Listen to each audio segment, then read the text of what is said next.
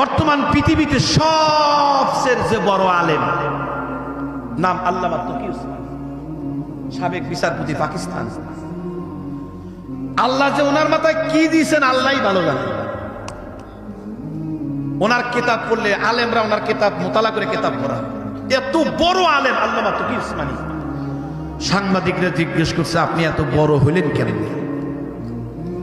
কই আমি তো বড় না। কে বলছে? মানুষ বলে। তাহলে মানুষের কাছে জিজ্ঞেস করেন না, আপনি বলেন, আমরা বিশ্ববাসীকে জানাইয়া দিব।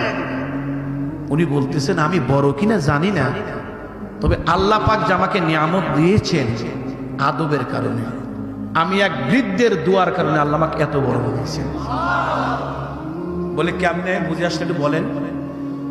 কই যে আমি মাদ্রাসায় যাইতেছি, যাওয়ার পথে দেখি এক বৃদ্ধ একটা ভারী বোঝা মাথায়, দেখে আমার ভয় লাগছে। মুরব্বী, যদি কিছু মনে না করেন, আপনার বোঝাটা আমার মাথায় উঠাইয়া দেন, আমি বাড়িতে পৌঁছাইয়া দিই। মুরব্বী কয়, না বাবা, তুমি ছাত্র মানুষ। মুরব্বী, এটা নবীর সুন্নাত, আমি খুশি হব, আপনি একটু আমার মাথায়